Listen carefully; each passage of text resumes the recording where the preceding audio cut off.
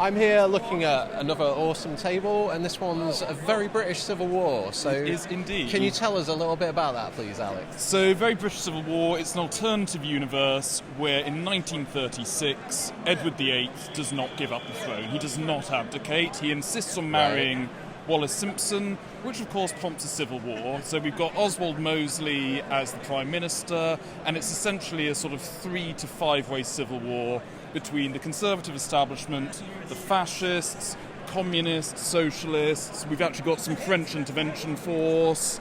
It's basically everybody who is anybody who's got a say in 1930s Britain. And is this really just an excuse to put as many random cool things on a tabletop as possible? It is indeed. Yeah. It is exactly that. It's a fairly impressive board with a lot of very absurd, wild stuff going on. It is. We're really lucky in that one of our guild members, Jack Silby, he's got a laser cutter and runs a small terrain company in addition to his day job, so he was very kindly able to print us a scale tower bridge. Yeah. And then the other buildings, there's a bit of a mix of sarissa, some of it's actually just foam and then printed out, and a lot of love and attention to detail. Yeah, I mean, it's very impressive. It's got a lot of verticality as well. Is that something that you sort of worked out ahead and were like, we want to catch people's eye? That's particularly why we got the blimp up there. Yeah. I think with the largest, loudest table sort of thing. So, and we've had maybe 100 people play already, and the day's still not done. Yeah. So, I mean, what's the basic mechanics then that people are playing? So we're using a really stripped down system of Water Tanker, which is an old Too Fat Lardies game, but we've really reduced it to Billy Basics so that anyone from 5 to 90 can play. We've stripped out most of the damage mechanism, so it's basically you're alive or dead. Sure. So really simple. We're aiming to have people in for 10 to 15 minutes. We actually had one guy here for 2 hours because he was just refusing to die. Was he intentionally hiding away, or was it just he was very strong? Just very strong and very focused. What was he controlling? I believe he was using the T-28, which I think you can see is poking out under Tower Bridge there. I mean, there's a huge array of different vehicular mayhem on the tabletop here by the looks of things. I mean, the wonderful thing, the London Wargaming Guild, I think we might be the largest wargaming guild in the country. I believe we've got over 1,000 members now. And the really nice thing is there's roughly 10 of us here from our sub-chat, which is the LWG, does Historicals Wargaming. And we're all rather magpie-like, and it's sort of a very eclectic mix. So, for example, I'm a massive Francophile, so I've brought all the French vehicles along. Duncan has been rather innovative with the fascists, not to say that he is a fascist at all, he is a very lovely man.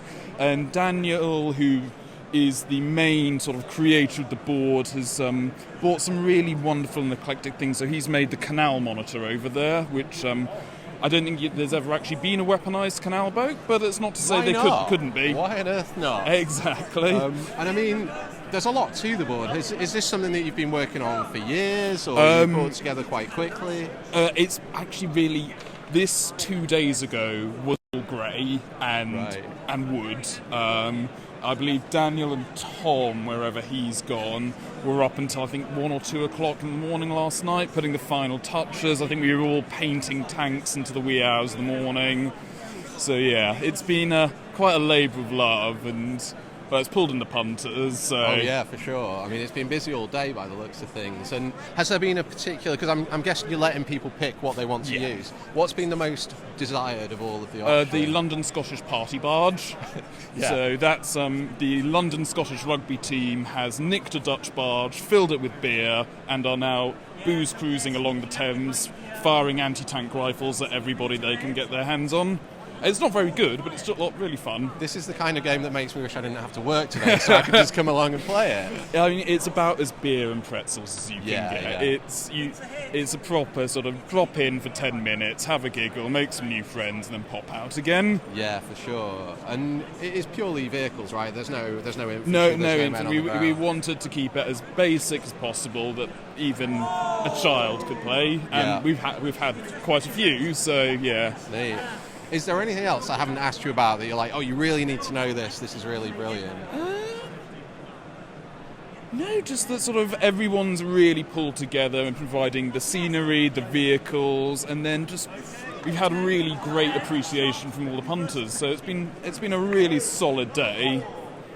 And we've got a handy sort of a rollover of groups so people are able to go around the stalls as well, and we're just sort of taking turns, keeping an eye on everything.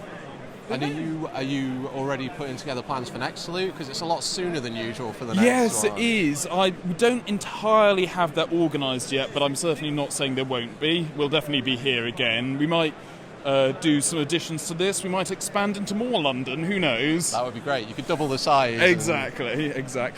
Oh, fantastic. Yeah, but no, this it looks really fun, so well done on that. Thank you, and I think sort of it's proof is in the pudding. We've won Best Participation Game. Oh, you did? Yeah. Oh, fantastic. Yeah, so, we were wondering who was getting the awards. We didn't know they'd come around and pass them out. Yeah, they got it a few hours ago, but we got Best Participation Game, which I think really shows A, the enthusiasm the club members have put in, and B, the dedication from the guys who physically made and painted the board and stayed up until the wee hours.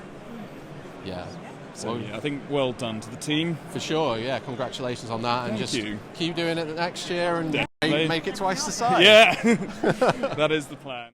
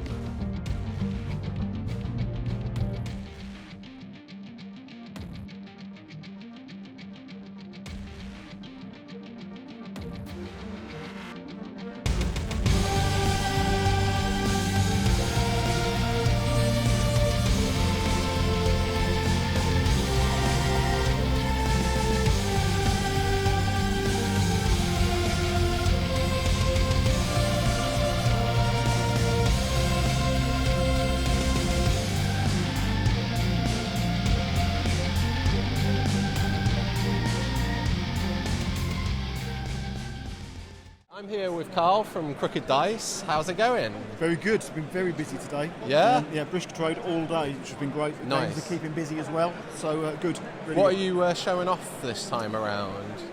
Fantasy came out over the summer. Thank you for the lovely review, by the way. Oh, no worries. So we're bringing that to the show for the first time, but also we're demoing Pulp.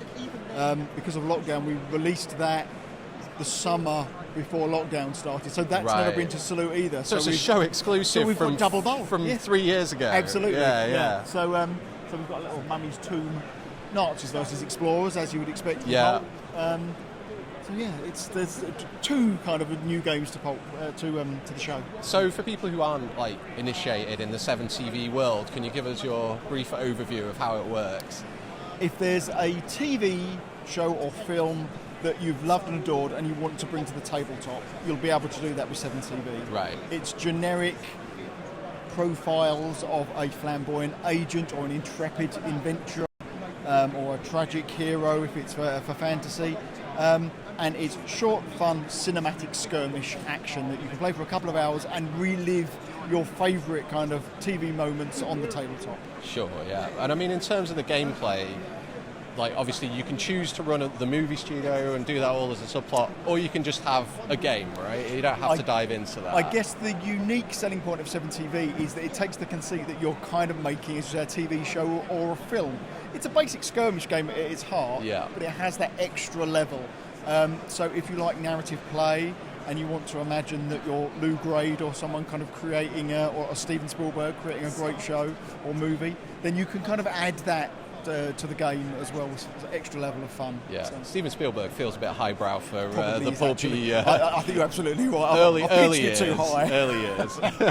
And these are both ones that you worked on with Edge Hill University, right? Yes. Pulp and fantasy. Yeah, you've been really, really lucky to work with Edge Hill University for 4 or 5 years now. We've just started our third project with them just a few weeks ago. But we try to offer students some kind of commercial experience, really, introduction to the industry a little bit, and some transferable skills that they can take and give them a little bit of an edge in the job market when they leave. So they intern and work and write and develop the game with us for a couple of years on the last 2 games. Yeah, and can you give us any sneaky details of what's next in terms of that? You mentioned you're starting a new one, or is it much too soon to know? No, we've just started 2 projects with them. We thought no point in just doing 1 in a year. Let's go mad. So we're doing next year. We'll have 7TV the 80s, which will be a bit of an upgrade to the 7TV kind of core set, just bringing it up to a kind of a new decade. So we're doing a kind of a small town cosmic nightmare is what we called it, which is teenagers in a small New England town where things go. Can't imagine what the inspiration was. Very strange things happen there. And we've also the second project is with we're partnering with the Stokerverse, which is Stoker Macaulay Productions. So this is Dacre Stoker, who is the great grand nephew of Bram Stoker, and we are adapting Dracula. So we're taking the original novel and drawing that and bringing that to the tabletop as a kind of one of our feature packs, kind of scenario pack for the 7TV fantasy. Right, I was wondering if that was going to be pulp or fantasy as an expansion. It kind of fits in most, but actually I think fantasy is about the right fit because we've already got quite a lot of profiles and things in it that work quite nice. Nice. And any other exciting new stuff on the way that you can... I've got 2 boxes of Masters sitting behind me that I've still got to get out for next year, so we'll be adding to fantasy range, to the pulp range. Next February, the next Kickstarter will be a planetary romance, kind of Flash Gordon style feature pack with lots of new figures, some rocket ships. Nice. So that'll be our kind of next one, and we're just going to start fulfilling Colony 87, which was our retro sci-fi range that we do as well. So lots of explorers and kind of sci-fi citizens. So you're not busy then? No, not really. No, quite quiet at the moment. All right, awesome. We'll finish off. What's the best terrible film that you can recommend to people? Oh God, do you know, last night we were in the hotel and Cobra was on, Sylvester Stallone and Bridget. Oh, it's so bad. I couldn't remember how bad it was. And not even in that so bad it's good category. It's just a bit naff. Okay, so you recommend everyone goes out and checks that out and then Absolutely plays 7TV? Yeah. Once they get bored of Cobra, get out of the game. Get down there and, get someone with an Uzi and a high body count. Sweet. All right, cheers for chatting to us, Carl. Cheers.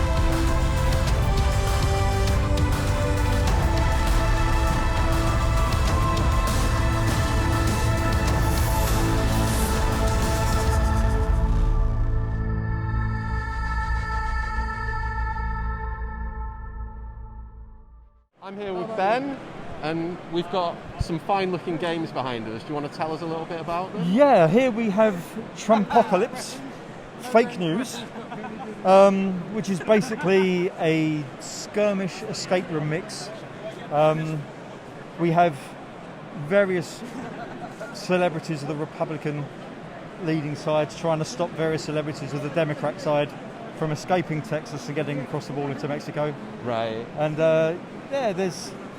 it's pretty much a straightforward skirmish game between the two sides, but to actually get out of town, you've got to find certain items on the board that will help you search a building, find an item, figure out what it's going to do, and figure out how to get out of town. Right. It's quite a condensed board, but there's a lot going on. There so obviously is. skirmish is the way to go with this. We've stuck by our motto of gags per square inch. How many Definitely. gags per square inch would you say on average? Several. Several? Yes, that's official. That is an official number, Yeah. everybody. And I can see some fairly recognisable meme elements and things going on here. Are there any There you're are, particularly proud of on the board? Yes, Donny's bum basket.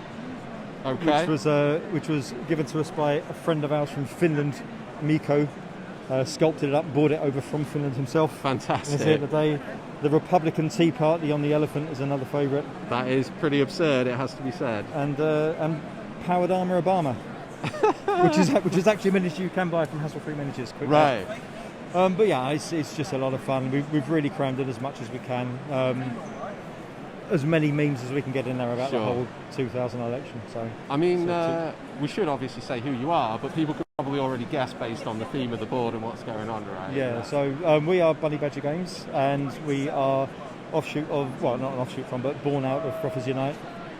So there's still a lot of the Frothers massive contributing stuff to us. But basically, it's Auntie and I just once or twice a week getting together on WhatsApp and painting miniatures and having fun and making up silly games. So this was actually made for the Salute that wasn't, right? And you've have you kept adding to it since Exactly, then? yeah. This was supposed to come out April 2020, and I just realised I said the election in 2000 earlier and I meant 2020.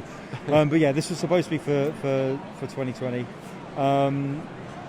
But the delays have allowed us to add more bits. So we've managed to shoehorn in some more stuff, make up some more roles, involve some more celebrities. And just added to it as we've gone along. And what I think your own homebrew skirmish rules that you use? Yeah, just made up. They're directly ripped from our previous game, Project Fear. Which we've also got here, new and improved, with 100% added fish. We've added in a little bit of a detail on escape dynamics, just to make it a little less straightforward skirmish and a little bit of adventure in there. Right. But yeah, it's just homebrew rules. We'll have them up on Twitter at some stage for download if anyone wants them. Awesome. So people can play it at home. Yeah, absolutely. I mean, we're not interested in selling games or selling figures. We're here to make games for people to have a laugh. And if people want to print them up and do their own versions, and we'd love to see it. Sure. Let us know. Do your own stuff.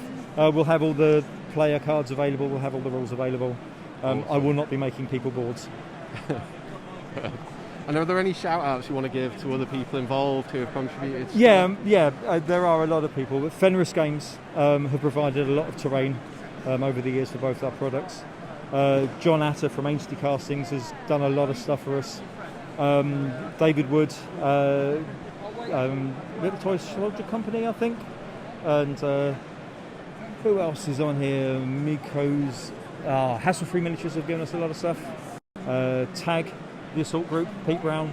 So yeah, there's a lot of people involved, and then a lot of individuals have also painted stuff in bits and pieces for us too. So it really is a group effort. Anthony are the ones who put it all together, but a lot of people have also put stuff in as well. It looks really good, lots of fun.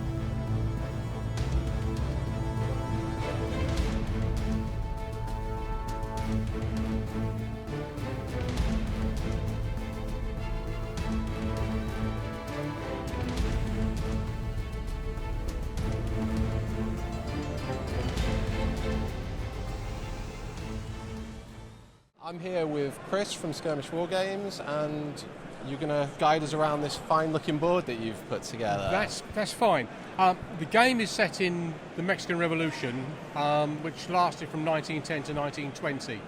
It actually was not a small conflict, as many people think, as some of the battles had thousands on each side. It was also fought with a mixture of 19th and 20th century weapons, which included things like armoured cars, saw the first aircraft used in combat in America, but also had people armed with dynamite, lever-action rifles, light machine guns, submachine guns. Even trains became armoured vehicles with improvised armour, or occasionally were loaded with dynamite and driven into towns as mobile bombs. In this particular game, we are not playing a historical game, but we are playing a fictional basis where a rebel supply depot is being attacked by government forces. and other rebel forces led by Pancho Villa have come to rescue the supply depot. Yeah, so I mean, you've got quite an impressive setup because first of all, the striking thing is the figures are 54 mil. They are, yeah. Where have you got all these from? They're all conversions from a variety of sources. So, for example, some of them are old Britain's figures converted. Some are from a company called Armies in Miniature. Others are from a company called Steve Weston Games. And they've all been converted to create the various types of uniform and forces that fought during the war. Yeah, I mean, it's a multiplayer battle as well, isn't it? So you've got different sides represented by different people who've been playing. How are things going so far? Who's got the upper hand? It's actually reached a very interesting point because the forces of the government have managed to reach the garrison's position. I've been trying to overrun its walls, but the reinforcements have arrived, which have driven off some of the attackers. And more of the reinforcements are trying to get into the mission to try and bolster their own forces. So I'd say it's actually at that point in the battle where it's in the balance. It's on a knife edge. Yeah, Anything very much so. change. The interesting thing is that the two of the opposing generals have actually got into direct combat. Right. Because the other side of those cavalry in green, which are called Los Dorados, which were Villa's elite cavalry, are actually attacking the Federale general in his car, who's being backed up with his own bodyguard. So there's a massed combat in the centre between the generals. Interesting. And as far as the rules go, obviously these are written by you, right? Yeah, Are these an adaptation on your existing rules? They are a set of rules that my friends and I have been working on for the last 20 odd years. And this particular set are just about to be published by Partisan Press. They're called La Cucaracha, which was the popular song of the revolution. It was about a cockroach that liked to dance. So as I put it in the rules, people who get to play the game dance the rhythm of the revolution. Right. And the basic concept of the game is that you can use any scale of figures that you want. You can use, because they use units, so you don't remove individual figures, it is the unit that counts. And as units take hits, their ability to resist damage gradually gets worn down. When their number of hits they can take reaches 0, they become shaken, which means they are less likely to follow their orders or fight effectively. So you need to use leaders to try and rally them or to make them recover or pull them out of the battle and make them recover elsewhere. Right. And as far as you were saying, you've got vehicles, you've got an armoured train kind of coming across here. Who made all the scenery and the trains and stuff for you? The bulk of the figures were made by a colleague called Mike Blake, who wrote one of the wrote one of the uniform guides on the period and asked me to write the new guide on the Mexican Revolution, which has just been published. Right. And so I've used his research to form that information. The buildings I made 30 years ago, they're made out of polystyrene, very thick polystyrene, and coated with a substance that was then available called Polytex, which was used for painting ceilings. And it's a plastic bonded material that comes out with a pebble dash in it. So once it's on the walls, they're almost solid, and then you just put a wash over them. Clearly it's quite resilient if they've lasted for 30 years. The train belonged to one of our members who unfortunately is no longer with us, and was bought from America in the 1970s. So again, it's lasted the test of time. That's like 50 years old. Yeah, then. exactly. Yeah. So most of these figures are around about 20 years old now. And we just pull the game out whenever we feel like doing something that's a big demonstration game. Sure. Yeah, it's very impressive.